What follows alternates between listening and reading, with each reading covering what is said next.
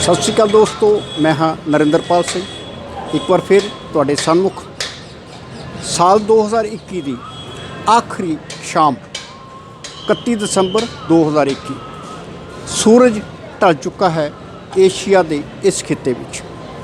लेकिन कुदरत के नियमों को वेख्या जाए तो यह सूरज का ढलना स्थाई नहीं है। जिहड़ा सूरज अज ढलिया है वो कल जरूर चढ़ेगा। ये सुनेहा दे के सूरज 2022 विच मुड़ आउण दा सुनेहा सानू लगा गया है। लेकिन असी 2021 दियां बरूहां ते पैर धरन तो बाद उस दे आखिरी पलां तक की खटिया ते की गवाया, इहदा विश्लेषण इहदा मुलांकन करना साडे लई जरूरी है। 2021 सामने आया सी तां उस वेले श्रोमणी कमेटी के पब्लिकेशन विभाग में गायब हुए 328 पावन श्री गुरु ग्रंथ साहिब के स्वरूपों का मसला पूरी तरह भखिया होया सी। हर पंथ परस्त की जबान ते ये सवाल सी कि आखिर वो 328 पावन स्वरूप गए कित्थे। लेकिन ज्यों ज्यों श्रोमणी कमेटी के प्रधान बीबी जगीर कौर इस श्रोमणी कमेटी के काबज होए, मजबूत होए, उन्होंने पूरा एक साल इस मुद्दे नूं ठंडे बस्ते विच पाई रखिया। किसी पंथक धिर ने जे कोई छोटा मोटा बयान दिता भी तो वो सब कुछ कांवा रोड़ी विच खत्म हो गया। लेकिन अचनचेत कुछ दिन पहला ही श्रोमणी कमेटी ने एक फैसला सुनाया कि 328 पावन स्वरूपों के मसले विच मुअत्तलशुदा गुरमुख सिंह नाम के एक सुपरवाइजर नूं 5 लाख रुपए का जुर्माना सुना दिता। वक्री गल है, श्रोमणी कमेटी के नियम ने उन वेखना कि उन्हें अपने प्रबंध थले की करना की नहीं करना। लेकिन श्रोमणी कमेटी का यह फैसला सामने आने के उत्ते पंथ परस्त जां जिहड़े लोग श्री गुरु ग्रंथ साहिब की बेअदबी नूं 328 पावन स्वरूपों के नाल जोड़ के वेख रहे सी, वो मुड़ जाग पे और हुण ये मुद्दा दोबारा उठेगा। लेकिन जदों मुद्दा उठेगा तो इसका सेक किधर जाएगा? कि इसका सेक श्रोमणी कमेटी वाल जाएगा जां उस अकाली दल वाल जो श्रोमणी कमेटी पर काबज है और 2017 बेअदबी के मामले ते अपनी चोण हार चुका है, 2022 दे विच मुड़ सत्ता हासिल करने लई तत्पर है, कई तरह के गठजोड़ कर चुका है और कोई भी ऐसा पंथक मुद्दा है जिसनों वो छूना नहीं चाहता, बकायदा धर्म निरपक्ष भी बन रहा है, सब कुछ कर रहा है। लेकिन जदों लोगों तक जांदियां उसके सामने ये सवाल दोबारा आ जाएगा कि 328 पावन स्वरूप कित्थे गए, तो जवाब देना औखा हो जाएगा।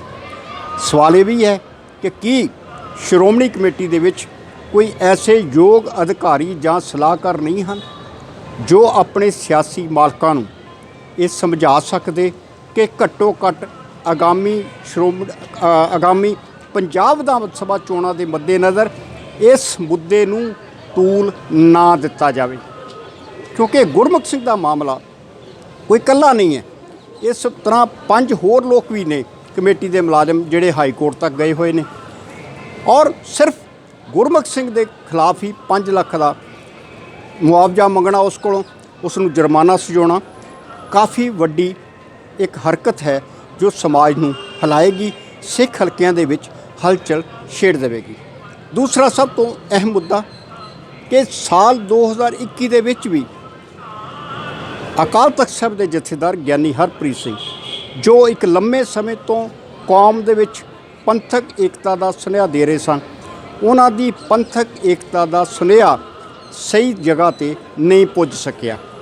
जिहड़ी उन्होंने एक मीटिंग की उस वेले जो जथेबंदियां आईयां वो जो सुझाव दे गईयां वो सुझाव उही हैं जो एक लंबे दहाके तो जथेदार अकाल तख्त साहिब के दफ्तर नूं दस्से जा रहे हैं कि जब तक सारियां धिरां दे लई एक सर्व प्रवानित सिख रहत मर्यादा का पाबंद होना जरूरी नहीं हो जाता, सारियां ही संप्रदावां दीयां अपनियां मर्यादा के उत्ते श्रोमणी कमेटी द्वारा प्रवानित मर्यादा लागू नहीं हो जाती, उद तक ये पंथक एकता नहीं हो सकती।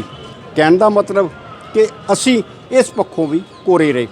और दूसरा ये कि सब तो अहम श्रोमणी कमेटी ने एक फैसला किया सी कि विदेशों में श्री गुरु ग्रंथ साहिब के पावन स्वरूप छापण लई कनेडा दे विच एक प्रिंटिंग प्रैस लाई जाए। बड़े जोशो खरोश नाल श्रोमणी कमेटी ने प्रचारिया और कैनेडा दे विच एक 4 मैंबरी वफद भेजिया। उस वफद के उपर 30 लाख रुपए के करीब पैसे गुरु की गोलक विचों खर्चे गए। उस वफद ने आके बकायदा कनेडा के ਵੱਖ-ਵੱਖ गुरुद्वारा कमेटियां नाल हुई गलबात जिहड़ी सी वो कमेटी तक पहुँचाई, लेकिन उत्थे प्रिंटिंग प्रैस लाउण दा मामला 31 दसंबर 2021 तक स्पष्ट नहीं हो सकिया। इस तरह का एक होर मामला है कि अमरीका के यूबा सिटी विच कदे श्रोमणी कमेटी ने दावा किया सी कि उत्थे सिख सेंटर बन रहा है, जिहदे लई अमरीकन सिख दीदार सिंह बैंसोरा ने 11 एकड़ जमीन दी है। उत्थे श्रोमणी कमेटी के नाम का एक खाता खोलिया गया, जिहदे विच दस्सिया जाता है कि 1 करोड़ रुपए जमा हैं, लेकिन कई साल बीत चुके हैं।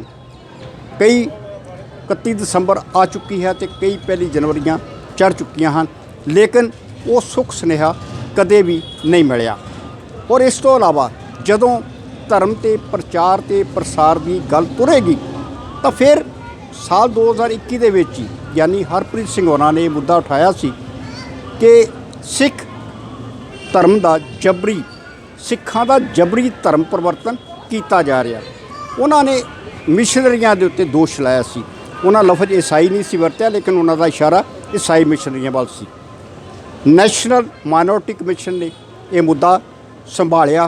उन्होंने बकायदा अकाल तख्त साहब नूं पुछया कि असी तुहाडी मुलाकात उन्हां लोकां दे नाल करवाउणा चाहुंदे हां जिन्हां ते तुसीं दोष ला रहे हो जबरी धर्म परिवर्तन दे, लेकिन कोई ऐसी मीटिंग हुई होवे ईसाई प्रचारकों के दरम्यान जां अकाल तख्त के जथेदार साहब दरम्यान जां अकाल तख्त साहब के किसी नुमाइंदे दरम्यान, ये मामला अजे तक बिल्कुल ठंडे बस्ते विच है।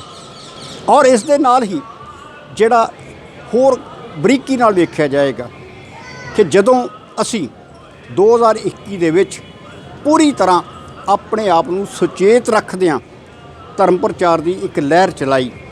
बीबी जगीर कौर ने घर घर अंदर धर्मशाल, लेकिन ज्यों ही बीबी जगीर कौर की प्रधानगी गई और नवे प्रधान साहब आए, उस नवी लहर का जां उस धर्म प्रचार की लहर अगे किधर जा रही है, किहड़े मैंबर साहबान नाल जा रहे हैं, किहड़े प्रचारक जा रहे हैं, वो बिल्कुल ठंडे बस्ते वाल है। कोई चुप बिल्कुल एक जिहड़ी आ चुप छाई हुई है। तो जदों असी गल करांगे हुण 2021 दे विच चढ़न दी, तो फिर ये सारे मुद्दे साडा मूँह चढ़ाउणगे कि असी पिछले 1 साल विच की कीता। असी श्रोमणी कमेटी का 100 साला मना लिया, 101 साला मना लिया, असी साका ननकाणा साहब का 100 साला मना लिया, लेकिन जदों साका ननकाणा साहब का 100 साला मनाया, 100 साल बाद श्रोमणी कमेटी ने ननकाणा साहब के शहीद भाई लक्ष्मण सिंह धारोवाली की तस्वीर अजायब घर विच लाई। ये अपने आप विच साडी कौम की एक त्रासदी है कि एक कौमी शहीद की तस्वीर भी जिहड़ी है वो 100 साल बाद लग रही है।